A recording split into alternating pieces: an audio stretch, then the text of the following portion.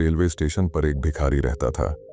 वो वहां आने जाने वाली रेलगाड़ियों में बैठे यात्रियों से भीख मांगकर अपना पेट भरता था। एक दिन जब वह भीख मांग रहा था तो सूट बूट पहने एक लंबा सा व्यक्ति उसे दिखा। उसने सोचा कि यह व्यक्ति बहुत अमीर लगता है, इससे भीख मांगने पर यह मुझे जरूर अच्छे पैसे देगा। वह उस लंबे व्यक्ति से भीख मांगने लगा।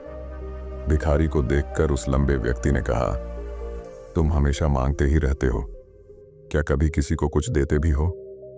भिखारी बोला, साहब मैं तो भिखारी हूं, हमेशा लोगों से मांगता ही रहता हूं। मेरी इतनी औकात कहां कि किसी को कुछ दे सकूं। लंबा व्यक्ति बोला, जब किसी को कुछ दे नहीं सकते तो तुम्हें मांगने का भी कोई हक नहीं है। मैं एक व्यापारी हूं और लेन देन में ही विश्वास करता हूं। अगर तुम्हारे पास मुझे कुछ देने को हो तभी मैं तुम्हें बदले में कुछ दे सकता हूं। इतना कहने के बाद वह लंबा आदमी ट्रेन में बैठकर चला गया। इधर भिखारी उसकी कही गई बात के बारे में सोचने लगा। उस लंबे व्यक्ति के द्वारा कही गई बात उस भिखारी के दिल में उतर गई। वह सोचने लगा कि शायद मुझे भीख में अधिक पैसा इसीलिए नहीं मिलता क्योंकि मैं उसके बदले में किसी को कुछ दे नहीं पाता हूं। लेकिन मैं तो भिखारी हूं, किसी को कुछ देने लायक भी नहीं हूं। लेकिन कब तक मैं लोगों को बिना कुछ दिए केवल मांगता ही रहूंगा? बहुत सोचने के बाद उस भिखारी ने निर्णय किया कि जो भी व्यक्ति उसे भीख देगा उसके बदले में वह भी उस व्यक्ति को कुछ जरूर देगा। लेकिन अब उसके दिमाग में यह प्रश्न चल रहा था कि वह खुद भिखारी है तो भीख के बदले में वह दूसरों को क्या दे सकता है। इस बात को सोचते हुए 2 दिन हो गए, लेकिन उसे अपने प्रश्न का कोई उत्तर नहीं मिला था। तीसरे दिन जब वह स्टेशन के पास बैठा हुआ था तभी उसकी नजर कुछ फूलों पर पड़ी जो स्टेशन के आसपास के पौधों पर खिल रहे थे। उसने सोचा, क्यों ना मैं लोगों को भीख के बदले कुछ फूल दे दिया करूं। उसको अपना यह विचार अच्छा लगा और उसने वहां से कुछ फूल तोड़ लिए। अब वह ट्रेन में भीख मांगने पहुंचा। अब जब भी कोई उसे भीख देता तो उसके बदले में वह भीख देने वाले को कुछ फूल दे देता। उन फूलों को लोग खुश होकर अपने पास रख लेते थे। अब भिखारी रोज फूल तोड़ता और भीख के बदले में उन फूलों को लोगों में बांट देता था। कुछ ही दिनों में उसने महसूस किया कि अब उसे बहुत अधिक लोग भीख देने लगे हैं। वह स्टेशन के पास के सभी फूलों को तोड़ लाता था। जब तक उसके पास फूल रहते थे तब तक उसे बहुत से लोग भीख देते थे, लेकिन जब फूल बांटते बांटते खत्म हो जाते तो उसे भीख भी नहीं मिलती थी। अब रोज ऐसा ही चलता रहा। एक दिन जब वह भीख मांग रहा था तो उसने देखा कि वही लंबा व्यक्ति ट्रेन में बैठा है जिसकी वजह से उसे भीख के बदले फूल देने की प्रेरणा मिली थी। वह तुरंत उस व्यक्ति के पास पहुंच गया और भीख मांगते हुए बोला, आज मेरे पास आपको देने के लिए कुछ फूल हैं। आप मुझे भीख दीजिए तो बदले में मैं आपको कुछ फूल दूंगा। उस लंबे व्यक्ति ने उसे भीख के रूप में कुछ पैसे दे दिए और भिखारी ने कुछ फूल उसे दे दिए। उस लंबे व्यक्ति को यह बात बहुत पसंद आई।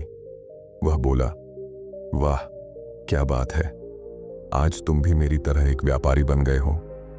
इतना कहकर फूल लेकर वह लंबा व्यक्ति अपने स्टेशन पर उतर गया। लेकिन उस लंबे व्यक्ति द्वारा कही गई बात एक बार फिर से उस भिखारी के दिल में उतर गई। वह बार बार उस लंबे व्यक्ति के द्वारा कही गई बात के बारे में सोचने लगा और बहुत खुश होने लगा। उसकी आंखें अब चमकने लगीं। उसे लगने लगा कि अब उसके हाथ सफलता की वह चाबी लग गई है जिसके द्वारा वह अपने जीवन को बदल सकता है। वह तुरंत ट्रेन से नीचे उतरा और उत्साहित होकर बहुत तेज आवाज में ऊपर आसमान की तरफ देखकर बोला, मैं भिखारी नहीं हूं, मैं तो एक व्यापारी हूं, मैं भी अमीर बन सकता हूं। लोगों ने उसे देखा तो सोचा कि शायद यह भिखारी पागल हो गया है और अगले दिन से वह भिखारी उस स्टेशन पर फिर कभी नहीं दिखा। लेकिन 6 महीने बाद इसी स्टेशन पर 2 व्यक्ति सूट बूट पहने हुए यात्रा कर रहे थे। दोनों ने एक दूसरे को देखा तो उनमें से एक ने दूसरे से हाथ मिलाया और कहा, क्या आपने मुझे पहचाना? दूसरा व्यक्ति बोला, नहीं, क्योंकि मेरे हिसाब से हम लोग पहली बार मिल रहे हैं। पहला व्यक्ति बोला, नहीं, आप याद कीजिए, हम पहली बार नहीं बल्कि तीसरी बार मिल रहे हैं। दूसरा व्यक्ति बोला, मुझे याद नहीं, वैसे हम पहले 2 बार कब मिले थे? अब पहला व्यक्ति मुस्कुराया और बोला, हम पहले भी 2 बार इसी ट्रेन में मिले थे। मैं वही भिखारी हूं जिसको आपने पहली मुलाकात में बताया कि मुझे जीवन में क्या करना चाहिए, और दूसरी मुलाकात में बताया कि मैं वास्तव में कौन हूं। दूसरा व्यक्ति मुस्कुराया और अचंभित होते हुए बोला, ओ, याद आया, तुम वही भिखारी हो जिसे मैंने एक बार भीख देने से मना कर दिया था और दूसरी बार मैंने तुमसे कुछ फूल खरीदे थे। लेकिन आज तुम ये सूट बूट में कहाँ जा रहे हो और आजकल क्या कर रहे हो? तब पहला व्यक्ति बोला, हाँ, मैं वही भिखारी हूं, लेकिन आज मैं फूलों का एक बहुत बड़ा व्यापारी हूं और इसी व्यापार के काम से ही दूसरे शहर जा रहा हूं। कुछ देर रुकने के बाद वह फिर बोला, आपने मुझे पहली मुलाकात में प्रकृति का वह नियम बताया था जिसके अनुसार हमें तभी कुछ मिलता है जब हम कुछ देते हैं। लेन देन का यह नियम वास्तव में काम करता है। मैंने यह बहुत अच्छी तरह महसूस किया है, लेकिन मैं खुद को हमेशा भिखारी ही समझता रहा। इससे ऊपर उठकर मैंने कभी सोचा ही नहीं। और जब आपसे मेरी दूसरी मुलाकात हुई तब आपने मुझे बताया कि मैं एक व्यापारी बन चुका हूं।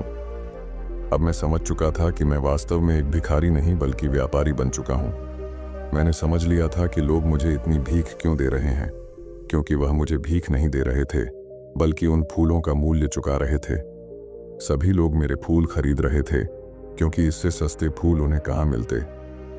मैं लोगों की नज़रों में एक छोटा व्यापारी था, लेकिन मैं अपनी नज़रों में एक भिखारी ही था। आपके बताने पर मुझे समझ आ गया कि मैं एक छोटा व्यापारी हूँ। मैंने ट्रेन में फूल बांटने से जो पैसे इकट्ठे किए थे उनसे बहुत से फूल खरीदे और फूलों का व्यापारी बन गया। यहाँ के लोगों को फूल बहुत पसंद है और उनकी इसी पसंद ने मुझे आज फूलों का एक बहुत बड़ा व्यापारी बना दिया। दोनों व्यापारी अब खुश थे और स्टेशन आने पर साथ उतरे और अपने अपने व्यापार की बात करते हुए आगे बढ़ गए। दोस्तों, इस कहानी से हमें बहुत कुछ सीखने को मिलता है। कहानी में लंबा व्यापारी गिव एंड टेक के नियम को बहुत अच्छी तरह जानता था। दुनिया के सभी बड़े व्यापारी इसी जीवन के नियम का उपयोग करके सफल हुए हैं। इस फॉर्मूले को उसने भिखारी को भी बताया। भिखारी ने इस प्राकृतिक नियम को अपना लिया और इसका असर उसके जीवन में साफ दिखाई देने लगा। उसने अपनी सोच बदली और उसकी जिंदगी बदल गई। यह कहानी हमें बताती है कि हम यदि अपनी सोच बदल लें तो कुछ भी हासिल किया जा सकता है। यदि हम खुद को छोटा समझते रहेंगे तो हम हमेशा छोटे ही बने रहेंगे। बड़ा बनने के लिए हमें अपनी सोच को बदलना होगा और खुद के बारे में बड़ा सोचना होगा। कहानी का सार यह है कि सफलता आपकी सोच में छुपी होती है। खुद का आत्मसम्मान जगाइए, अपनी सोच को बड़ा बनाइए और देखिए कैसे आप सफलता के शिखर पर पहुंच जाते हैं।